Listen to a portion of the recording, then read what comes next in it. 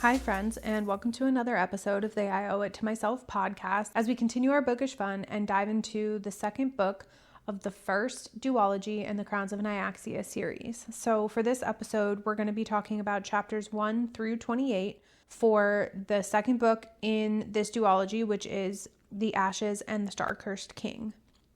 If you've been reading along so far, then you will know that this is actually the third book that I've read because I followed the recommendation from Carissa Broadbent's website that recommends reading the novella in between the first book in the duology and this book. Now, before we dive into the chapters, I want to comment on this introduction. Again, if you've been following along for a little bit, you'll know that I have played with doing what I'm doing now, which is where I give you an intro and then dive into the chapters. But most recently, I have been doing a introduction at the time that I edit the episode, because a lot of times I record weeks in advance of when I edit and post episodes. And so sometimes what I would be saying in the beginning, it's not that it would be irrelevant, but it just felt so far away. And so I wanted to be able to give updates or insights or any kind of introduction that was more relevant to the time that the episode was going to get posted. So I started doing real-time introductions. For this episode, I'm just going back to the way that I had done it in the beginning. And that's mostly just because I feel compelled in this moment to talk about where my head has been at. And I know that it's going to be a minute before I edit this episode, but I do want to have this bit recorded. And what I will quickly say about all of that is, for the first time in a minute, I've actually been having a little bit of lack of motivation in reading. Usually reading and recording is the easy part and editing is the laborious part. And I have just come back from vacation a couple weeks ago, and I don't know, it just doesn't feel like something that is at the top of my mind or that I'm reaching for, which is unfortunate because we're at a really great point with this book. So I am excited to talk about these chapters. I've started the third book in the Crescent City series, and that is just piping with really great content right now. So I'm reading books that are, by my standards, really great and interesting, and I'm at really great points in them, but I've just had a little bit of a hard time. And so I want to kind of put into words what I think that it is. I think that there are moments where sometimes I get a little bit of this like anxiety at the amount of what I have to do. And what I mean by that is when I know that I'm really into a book or have a feeling that I'm going to be because of where the past books in a series or duology left off, I get almost like pre-reading anxiety because I know that I'm going to want to read a lot, but then I know that I'm going to want to record my thoughts when it's fresh. And then I know I'm going to want to continue to dive back and read. It sounds kind of silly, but it's almost like knowing that I have to be a little bit methodical about how I go about this and making sure that I'm reading enough to where I can make an episode worthwhile, but also so I'm not letting it get too far. So that way I don't have too much to talk about and the episode doesn't get too long. That is always in the back of my mind. And the thing that I have mentioned that I really strive for with this is to try to keep it as natural as I can because I don't want to force anything. But there still has to be a little bit of thought about how some of this happens. And so I think that that is kind of what I was feeling when I came back from vacation. I think because it was a trip that was really busy, I wasn't reading during that trip. And I obviously wasn't working. So knowing that I had to come back, dive right back into work, but then also like I needed to technically really get back into things and read, it just felt like a lot at one time. I definitely didn't set myself up for as much success for the return from that trip. I was really proud of myself for leading up to that trip though, because I had done a good amount of editing and I had pre-scheduled posts. So not only was I able to test out and pre-schedule posts while I was still in town, but I was able to get posts scheduled for when I was on my vacation. And it was just so nice to know it was taken care of. But what I didn't do is work ahead enough to where it was taken care of for when I got back. And I think that it was because I was a little bit behind. And so the work that it took for me to get to that place was enough that I didn't have enough time to then get even more ahead. And now I'm back in a place where I'm not ahead. So I have to go back into this world of editing a lot of episodes at one time to get things done. And I know that I will.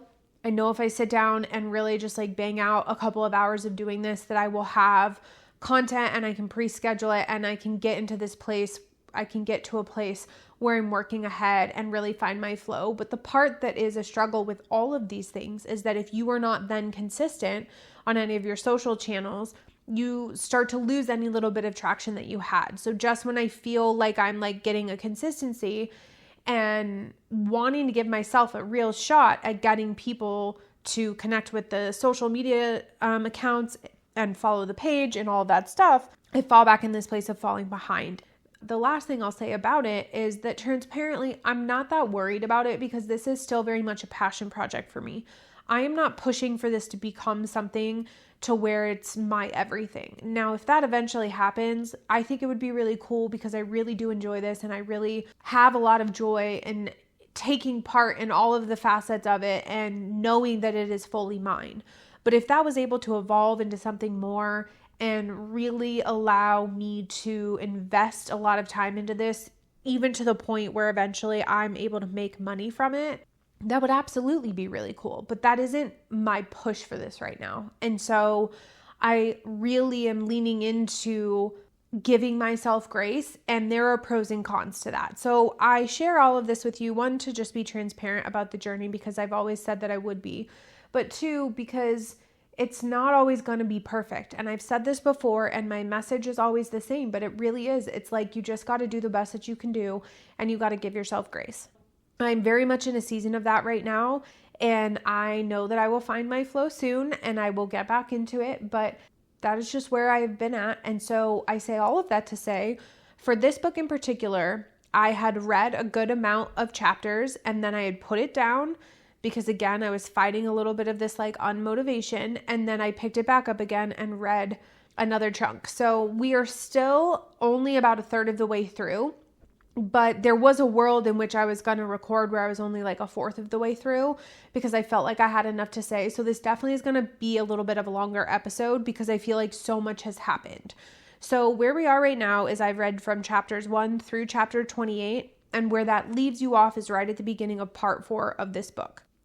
As I dive into this, I will start by saying that we pick right back up from Rain's perspective when they are at the end of the tournament. And I appreciated that because it didn't need any explanation.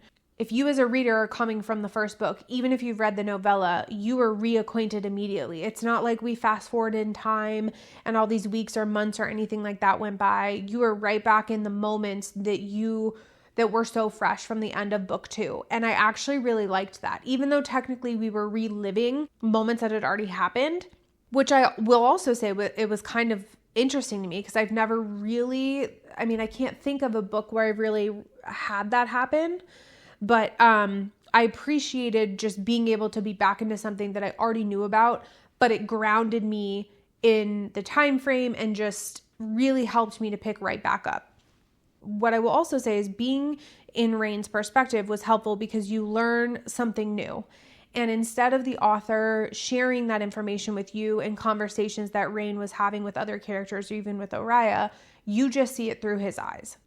What I liked about it was that it started to breadcrumb the fact that Rain is going to start to be a lot more of a complicated character. And I don't necessarily mean that in a bad way. He just has a lot of layers.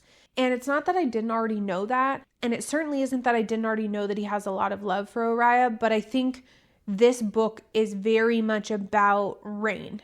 And book 1 was very much about Oriah as our main character, right?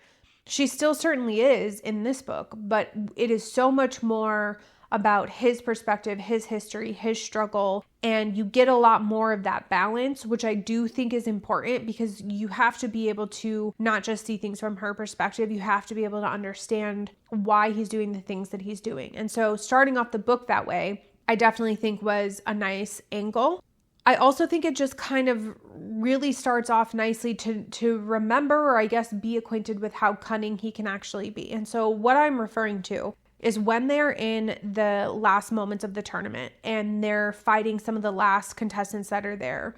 There was a point in the first book where there is mention of the fact that Rain looks up to the crowd and like nods at Septimus. And when that happened, then there was a moment of wondering what that was about. And even in book 1, it is pieced together through the actions that The girl from the House of Blood that Oriah was fighting, once Rain nodded to Septimus or what have you, this girl kind of like let up, and I think she said something to Oriah like good luck or something like that, and Oriah killed her. So it wasn't really a secret that there was something there that tied that together and that Oriah killing her was planned. But what we come to find out in the beginning of this book is that Septimus and Rain made an alliance that if Rain was able to take over for Vincent, essentially, kill him and take over the kingdom, that Septimus and him would ally together. And in order to do that,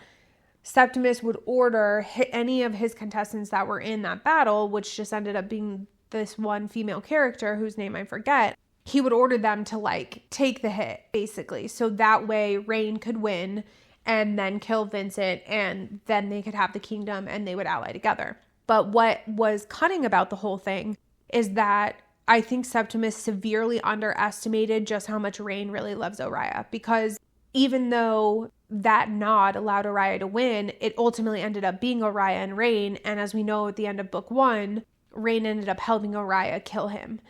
And I don't think that Septimus ever thought that that was going to happen. But from Rain's perspective, he was glad because it means he didn't have to take that allyship. He got what he wanted by Oriah not dying from that contestant, but then he takes himself out of it so that she can rule, or she can live, and whatever is going to come is going to come. The only thing that ended up foiling that plan is that Oriah loved Rain so much back that she was willing to use that. Her request from the queen was that Rain had never died. And so the minute that he came back to life and, within a matter of seconds or minutes pieced together what the hell had happened, he realized he still now had to actually carry through with the allyship as if he had never died in the first place. And so we pick up with all of this like emotion and things happening very, very quickly, reliving the fact that Rain killed Vincent and all this kind of stuff, right? And just the shock of it all. And what we see is just very much how shattering that is for Oriah, obviously so, but Rain immediately is like, even though Oriah ends up having the air mark on her, which nobody knew was going to happen, he says, we're not going to kill her. She's going to be my wife. And he tees it up as like, I'm going to make her do all of these things and I'm going to own her and her body and all this stuff in a very disgusting, demeaning, demoralizing way, which we know isn't Rain. But in the moment when you read it and when it's first said, you do have this thought of like, are we actually getting the reality of what he is and who he is and how he thinks when he's ruling? And we just haven't seen it yet. There was a little bit of a moment where I had a pause of like, don't be fooled. Is this really him?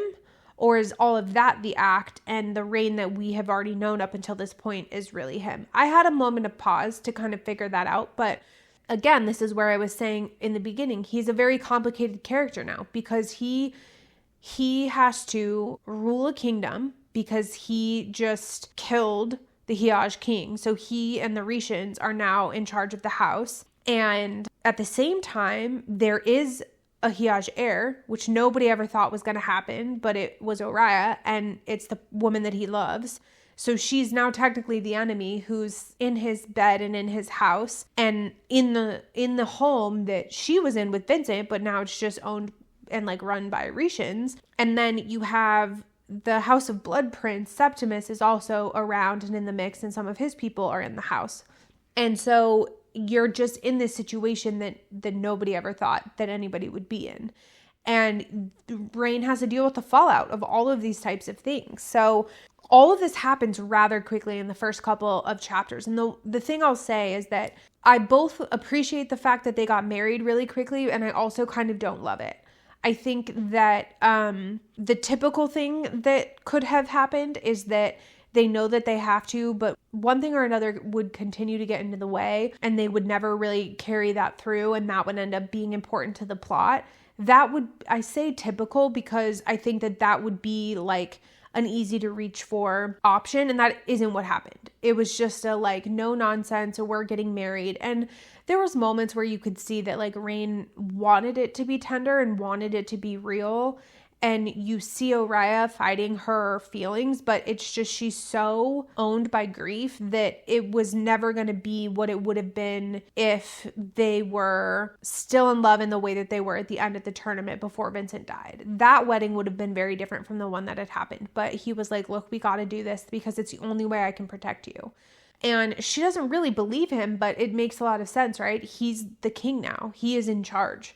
And if you are his wife, nobody can fuck with you. And in theory, and he can ultimately protect you. So, he's going to make it happen pretty much whether you want it to or not, because he has to just know that you are going to be okay, because he has other things he has to deal with now, primarily this Septimus issue. Through a lot of the chapters, up until I would say when they leave to go to Vincent's homeland, Oriah is pretty cold. She's not the normal Oriah we're used to. She's, again, grieving. She's owned by her feelings, her anger, her grief. And you see moments that peek through when it's from her point of view in these chapters where she wants to believe Rain, and she wants to have comfort, and she wants to this and wants to that. But at the same time, majority of what we see is her very much just being in pain. And I admit that there had been a moment where I was like, girl, you just need to see what is in front of your face, which is that this man doesn't have any idea what he's doing. There is a reason why he wants the Rishans to rule, and there is a reason why he believes that it was necessary for this to happen. But really think about what it was he was trying to accomplish with the whole Septimus thing, and really think about the stuff he's saying to you and the conversations that are happening that you're privy to. See him for what he is in this moment and how he is with you and not towards everyone else. And she just can't. I've had a moment at times where I'm like, I need you to just see it, because it's sad to know that he is just getting such a cold shoulder from her. But I say that and want to immediately clarify that it is such a small moment that I have. It's such a little granular of sand, because the obvious thing is the fact that he killed her father. So you don't get anything from her. You don't get comfort and emotion and the Oriah that was once there, because she doesn't exist anymore. You shattered her and her world, and so you don't deserve any of that. So I'm aware, very much so, of the circumstances and why her grief is what it is, and I definitely don't want to rush that. But I would probably say 0.01% of me has had a moment of girl, where are we at? But majority of it I get, and it's just a different perspective. We are seeing different sides of these characters. So again, you have to be able to come in with a little bit of an open expectation, because it's not the ones that you saw in book one. They are forever altered, right? But they're learning each other still. They are now in a place that was inevitably going to happen, which is that reality has caught up with them, and they have to learn each other in the real world, not just in the bounds of a kill or be killed, we have to survive type of tournament, and we're each other's allies. That was always going to change when they came out into the real world to some degree. It's just changed in ways that they never thought or fully saw coming. So it definitely is an adjustment, and it was a little bit hard for me to kind of get my pace with them and understand, but I think part of it is because you're not supposed to. You're learning them as much as they're learning themselves and learning each other. All of that to say, I clearly have a lot of feelings in regard to just them as individual characters. In the background, the underlying story that is now taking place is that life is going on, and that Rain has to rule, and he has to figure it out rather quickly. We see moments of him exerting his power in, really immediate and big ways. He has this meeting with some of the Rishan nobilities, and the king who turned him way back in the day, his cousin is there, and Rain ends up killing him because he was being defiant. And so Rain shows him this big exertion of power, and basically is telling these Rishan nobles, you can feel however it is that you want to feel, but I'm in charge. And so pretty much screw you if y'all don't step in line. But as that is happening, and as there's a little bit of chaos coming off of him making this decision to kill this guy in this room, that's when we see the character come in from the novella, and his name is Vale. immediately, I mean, this is probably only a couple of chapters into the book, Vale enters the scene. And so I do appreciate how when you stop and read the novella, that you have that fresh story in your mind and how that character then comes into play so quickly, because that novella ends with him knowing he needs to come and help. And so as this story picks up, like, we're not wasting any time. So I do really appreciate that he showed up so quickly, and that it was symbolic of him kind of coming in to he wasn't coming to soothe the chaos by any means, but he was the first one to kneel, and him walking in and being like, you are my king and I'm here to serve you, and everyone else like kind of eventually following suit in the room. It was like, yeah, it is our time to shine. Let's figure it out. But then of course, behind the scenes, they're all like, what the fuck is going on? We don't know what we're really doing. So I appreciated that introduction of him, and I'm still very interested to see what comes of him, because from that point to where I am now, he's a little bit of just like a blip on the radar. He's not a huge character from my perspective. So I'm not sure how much more we're going to get, and maybe we're never intended to get a lot, but at least when we do see him, we have context of who he is and why he's there. But now he's like Rain's head of war for the Rishan vampires in the House of Night, and he's there to really make shit happen. A couple of other things that I want to comment on before I get to the bulk of what I want to talk about on kind of the latter part of this section of chapters that I read is that after a little bit, Araya is feeling very like trapped and locked in, and Rain is like, it's for your safety, right? A little bit of this whole Akatar thing where you're like, please don't pull a fucking Tamlin and whatever. But she says like, I don't want to be locked in. This was my home. It still is my home now, technically. And even though Rain's like, it's for your safety, she's like, I don't care. And he's like, okay, cool. So he tries to make a point, but he doesn't stand on business, and he sees her and he hears her. And that is important.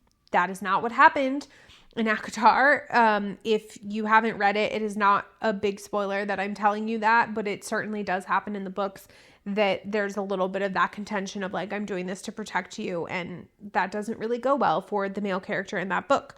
But in this instance, Araya is seen and heard. And it just goes to reinforce the fact that Rain is, even through trying to lead and do his best, he sees her because he knows that he needs her. And this is where I go back to this place of feeling for him a bit, because we see from his perspective, and I do even think that there have been times in some of the chapters when they do have some time with each other to just talk, that he says like, I cannot do this without you. And I even think that when he said that to her, she still was not at a place to recognize what he really meant.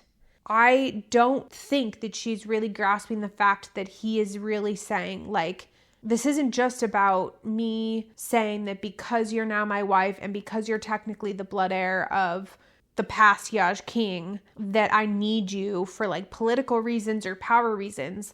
He's saying like, in my heart of hearts, for me to keep my sanity, for me to keep a level head, for me to know that I'm doing the right thing, for me to have a place to land my head at night and find comfort in all of what is going to be upheaval and chaos for potentially the rest of our lives. It has to be you, and you need to be the one that's there. And I need you to be the one that's there.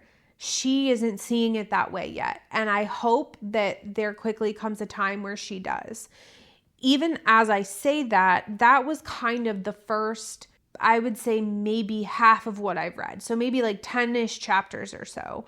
Whenever the point happens where there's the attack on the armory, which I'm going to talk about here briefly before saying the rest of what I want to say about these chapters, up until the attack on the armory, which I don't remember exactly what chapter that happened, I think that she hasn't seen any of it really.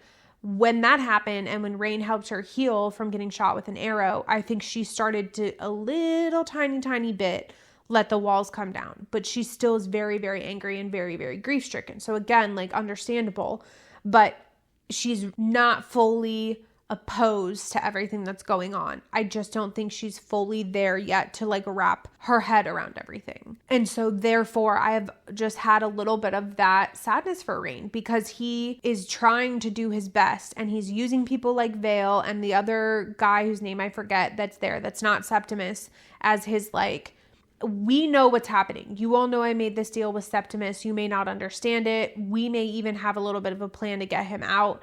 but like, this is our current situation. And then you have the wider circle where Septimus has to be involved, and they let him be involved for the sake of like keeping up with this quote unquote allyship.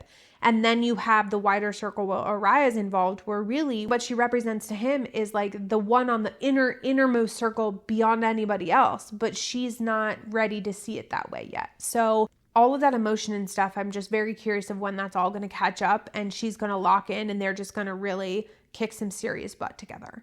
What I now then want to transition to is when it starts to switch into, I think, her letting some of those walls down, and it's when action starts to really happen. A lot of things happen very quickly. Like, the chapters are short, so there has not been many long chapters. You can get to chapter 10 and have had a lot of shit go down. So pretty quickly in the book, what ends up happening is Oriya isn't locked in the room anymore. She's kind of exploring around. They end up realizing that she does have the ability to use this like glass thing to communicate with whoever else has the other end of it. And it ends up being Vincent's head of war, whatever her name is, that was in book 1, that we saw a lot of their speculation that Vincent and her were in love or romantically involved, whatever. Oriya ends up warning her to say, hey, like, I've overheard some stuff. I think that things are going to go down in this place. You need to protect yourselves. And I think that it would be best if y'all just dip out of there and go to the armory, because it's going to be unguarded because everybody's going to be at this other city. What ends up happening is Septimus ends up changing his mind and saying, we're not going to be at this other city. Y'all are kind of on your own.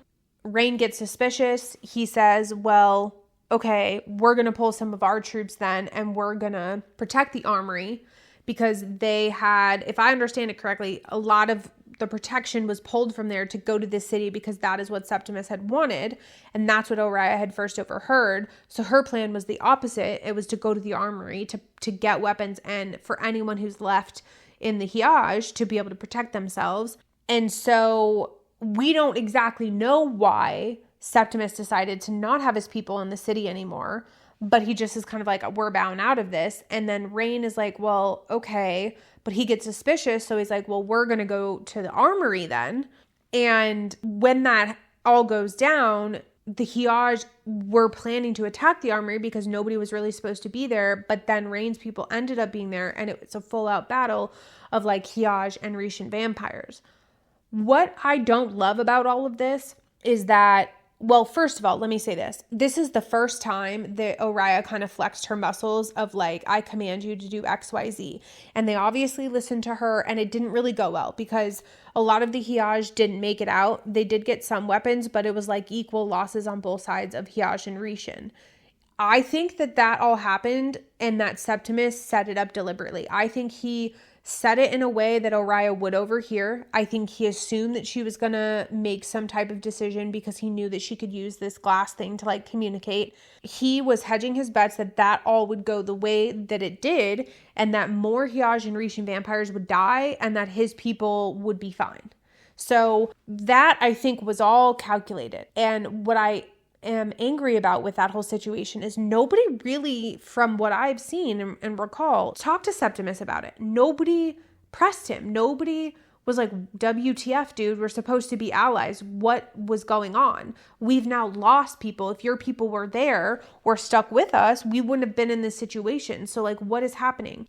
Nobody really did any due diligence with that. That kind of pisses me off.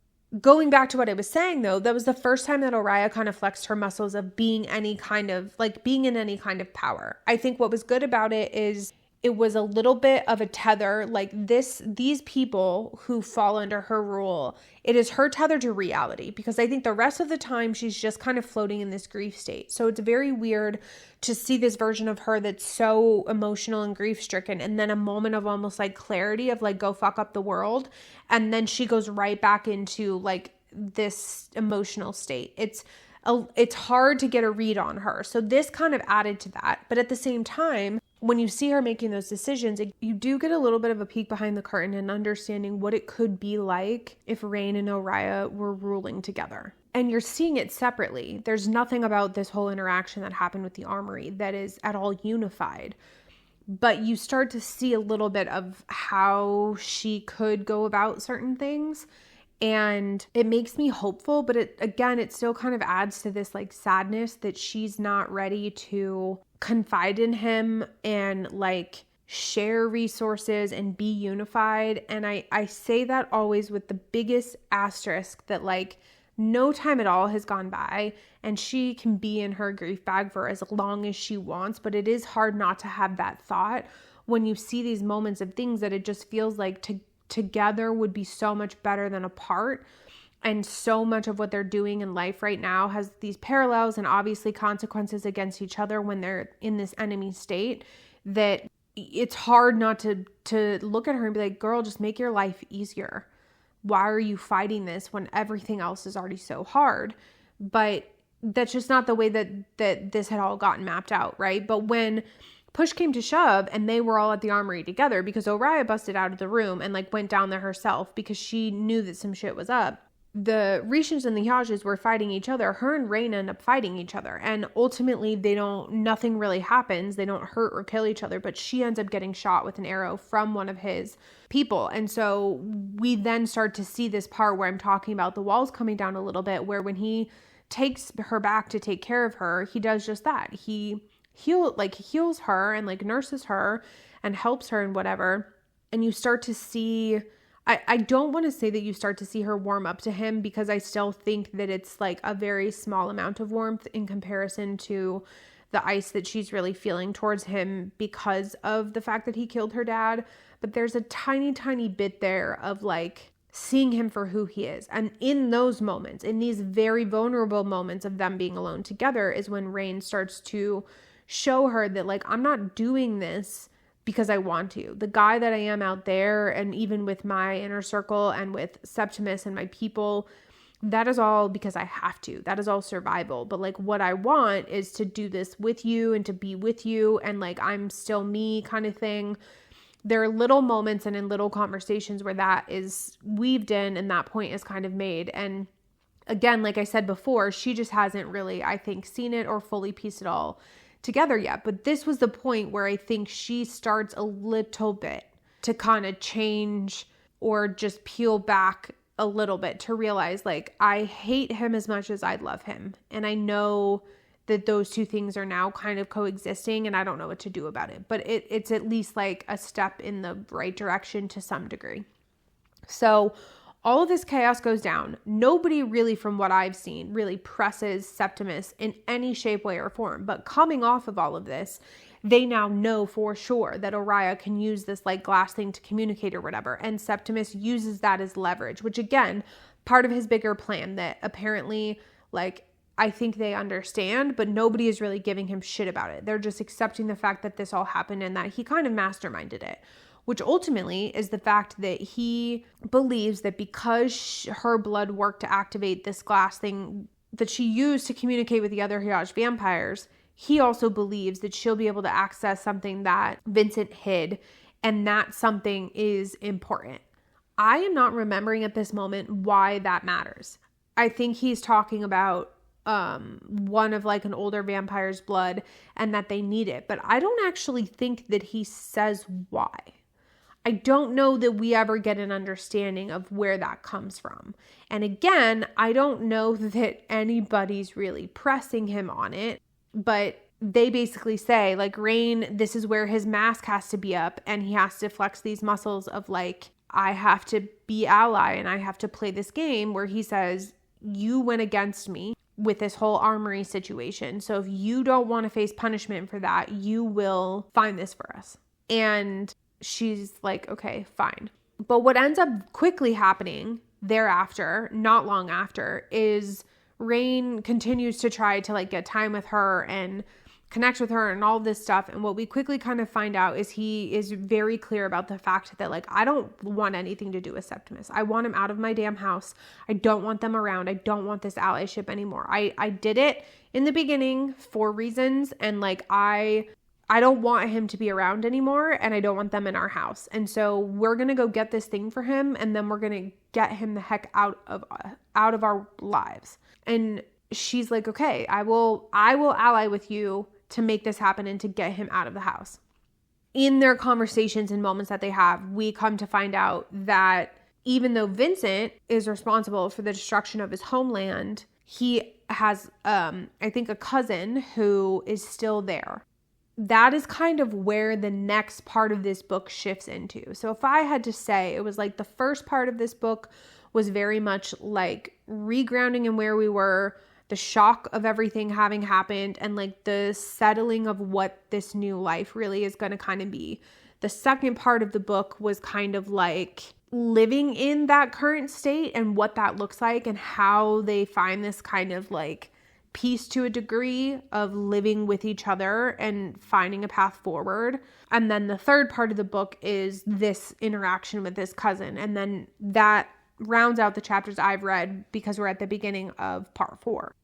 So the last thing that I'll comment on for the chapters that I've read, which again is through chapter 28, is that a big thing that has been happening with Oriah through all of this, and it's why her grief continues to carry on, is because she is starting to find out even more things about Vincent that she didn't know. And she's getting really frustrated and mad about how he quote unquote protected her. All the things he didn't tell her, all the truths that she didn't know. She questions it a lot.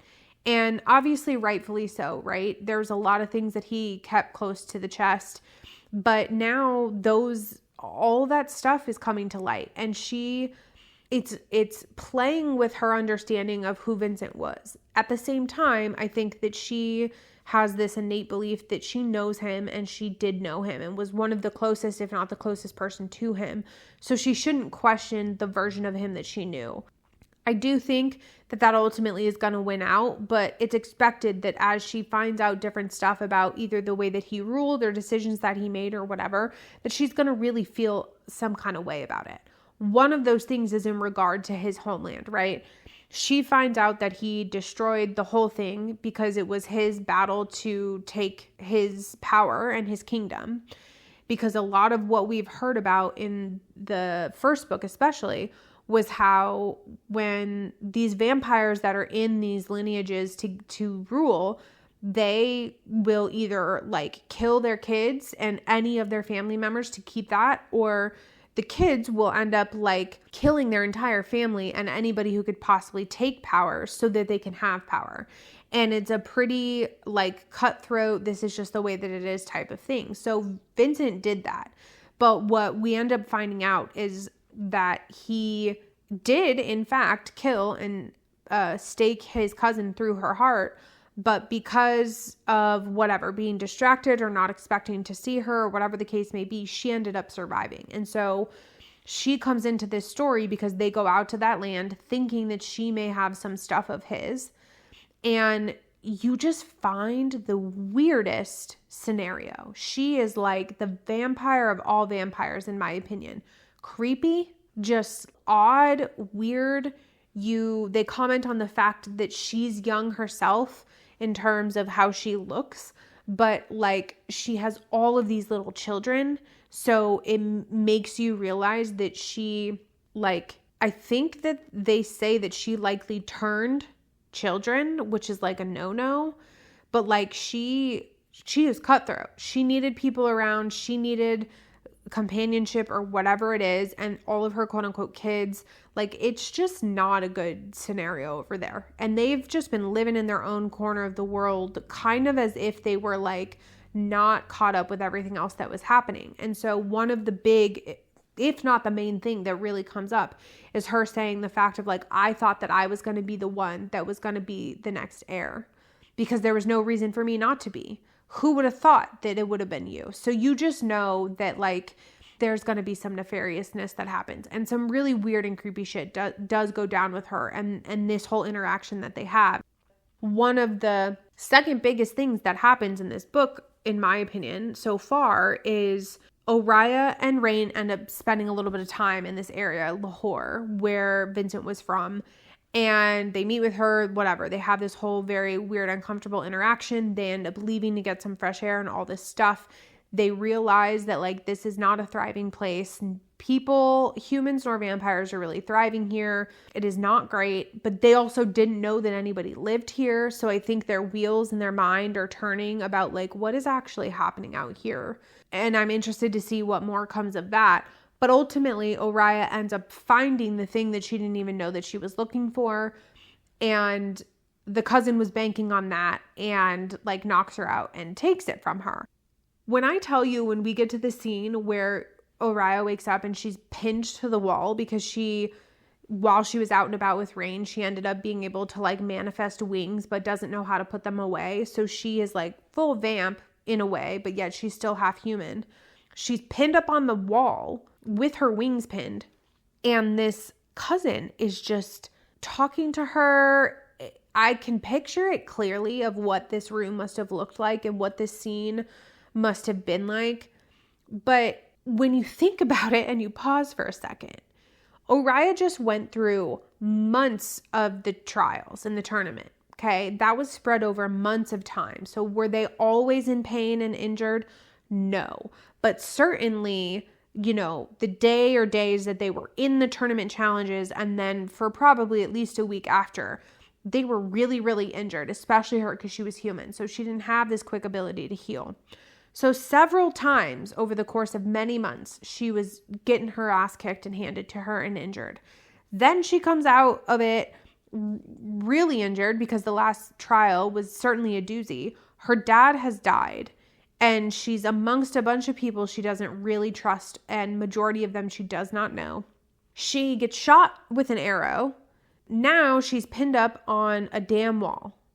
It's just like, dang, for somebody who doesn't really know herself right now, who doesn't really want to be here, who used to be so pretty vicious and able to defend herself and sharp and quick-witted and whatever, she is just going through it. And we start to see a little bit of her come back even in this interaction because she realizes she's going to die. So she's like, okay, how do I get out of this? And she's kind of assessing the room and figuring out, because she has power, remember, she had power before. And then now, especially that she has the air mark, but she doesn't still really know how to use it or to hone it. So she's kind of flying blind here. She can't put her wings away, regardless of them being pinned on the wall. She doesn't know how to put them away. So she's just really a fish out of water in her own skin. But you see the wheels turning when we're in this situation with the cousin because it's from Oriah's perspective. And you start to see the old Oriah there of her thinking and trying to be cunning and trying to find a way out of it. And ultimately she gets pretty far, but Rain shows up and just kind of takes care of all of it. And so they get out of there and he takes her back to start to take care of her. And we see a very intimate moment between them. There is a lot of dialogue from Oriah's perspective of her not caring that she has this anger and this grief. She just wants to feel comfort from him and physical affection and touch. And it's interesting because as much as my romanticy heart is go team go, I remember when I read it, it almost felt like I was reading somebody else's perspective because you could almost feel her being detached and that it was purely lust. There was no underlying emotion to it. That's what it felt like a little bit. There, of course, is this underlying emotion, which is why she can get to this place of feeling these feelings when she is in such grief. It is not purely physical because she does love Rain. But I don't know, there was something about it, and I would be interested how other people felt about this because I could easily see people seeing it completely differently. But I just think there was something about it that it's how hurt she's still feeling and everything she's gone through. But yet in this moment of him touching her back and her wings and trying to help and heal her and being in a very close proximity to her, it makes sense that she would feel very vulnerable and start to want to give in to the physical side of things. Nothing about it is necessarily unusual. So I don't know. I can see it both ways, but I just remembered having this moment of I kind of hope it doesn't go anywhere really to where they're hooking up or having sex, because I feel like it would feel more of something to Rain than it would to her. And that I think would do more damage to him. And I wouldn't want to see that. And nothing ultimately ended up happening. So I'm glad for that. But it's just what I'm trying to say and pointing out a lot of these things is that over time, these intimate moments, intimate not necessarily physically, but just between them, the vulnerable times, the soft-spoken times, each one seems to be getting a little bit closer to this place of we're finding each other again. And it's not that Rain ever really strayed from it. It's just that she has to kind of make her way back. The last thing that I'll say is because where we end up is that ultimately they're away from a lot of the situation that's happening in the main city where the House of Night is when all of this is going down. So when they're healing, they're not at Lahore anymore, but they're not back in the home city. And so where we leave off is that Rain is like, I have to go back. Like Vale is writing to me and telling me that stuff is not okay. I need to go back, but Oriah needs to heal. And Misha's come into the picture again by this point. So he says, I need you to stay here with her while she finishes healing. And I need you to figure out her magic with her. We got to get her in a good place with that. And so I think we're going to walk into a season of a lot of healing for Oriah through her working on this magic and like trying to find herself. And I hope that it leads to the place of her just being ready to take, kick ass and take names. And just be by his side and be a partner and just understand and know like all of this happened for a reason and we now have the choice to lead differently and let's do that, right? Because I think that's inevitably where this is going. I think that Rain wants to change a lot of what has happened. I think that he is ruling because he certainly feels like his people have been done a huge injustice. Because, of course, every time a house is taken over, every time the House of Night is either taken back by the Hiages or taken back by the Rishan vampires, there's a lot of lives lost and a lot of damage is done. And I think that Rain was really scorned by the fact that his people had a lot of damage done to them and nobody, was able to do anything about that. He would have originally been the one to probably do something about that. But he just wasn't in a state at that time to do it.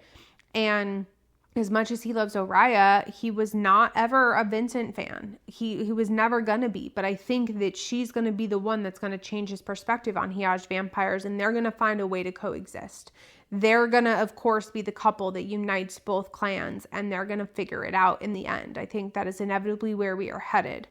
But I think that Oriah has to do a lot of healing. And I hope that we see that, but I hope we see it a little bit quickly because, yes, we are only a third of the way through the book. But I mean, if you think about it, they got a lot of stuff that they got to figure out. I mean, they really have to kind of establish really some type of status quo, which hasn't happened yet. Her and Rain got to get on better footing, like really stability and stable footing, which they're not really close to. They're closer than they were, but they're not really close to. And then they have to deal with the whole Septimus thing. The last thing that I'll say about that is Septimus, to me, isn't necessarily ultimately the bad guy. And I only say that because, so I guess, sorry, spoiler alert, I feel pretty confident that I do know that he is part of the House of Blood books when we get to that point in the Crowns of Nyaxia series, which means that he's not going to ultimately be the evil or something that they kill off here. I'm saying all of this because if that is the case, then I don't really know what they're solving for here. What is the underlying evil and problem? Is it him until they know that it's not? Is it this whole Rishan versus Hiaj until it's not? Maybe. And I don't want to say, is it just these things as if they are not important? Right now, they are the biggest problems that they have.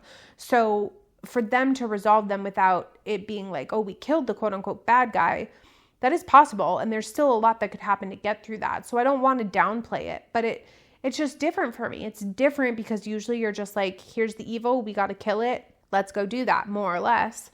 I don't know that that's what's going to happen here. But even still, there's a lot to figure out with these characters and with this story. So we're, again, stopping at a point with these chapters where we're about to walk into part 4. We're only about a third of the way through the book. We'll see how long it takes for Oriah and Mish to work together and what place we get to with her magic and, ultimately see how they end up finding some normalcy with each other in day-to-day life and also with ruling and what this looks like. And I think a lot of pretty rough stuff is going to have to go down before they get there. But, I think if I remember correctly, this book is like 570 or 80 pages roughly. Again, we're, a third of the way through. So we're at I think it's 216 or 17 pages by the time that you start part 4. Not a ton of book left to figure stuff out, but I think a healthy amount that has to be tackled. So I'm interested to see what happens. Again, even though it took me a bit to kind of find my groove with this, I'm pretty locked in.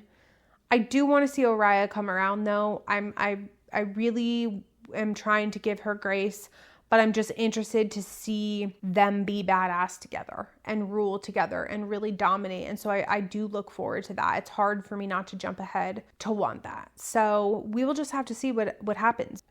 All of that to say, as always, I appreciate you all for being here. I thank you for listening. I thank you for following along. And if there's any that you aren't, please do make sure that you are not only subscribed to this YouTube channel, but that you are following along with our Instagram, with our TikTok, as well as our Threads account. I try to share consistent updates across all of them in terms of schedules and when new stuff gets posted. So please connect with us in all of those places. And please feel free to share your thoughts in the comments of this episode on YouTube. I would love to see how you all felt about certain things that I touched on. If you are frustrated with Oriah, if you're understanding where she's at, how you're feeling about Rain, what do you think about Septimus, just any and all of it. I want to see how you guys are feeling and if we're on the same page or if we're not. Either way, I'm just interested to see everybody's perspective and how you are looking at these characters and how you feel about this story. So thank you again so much, everybody. And until next time, friends.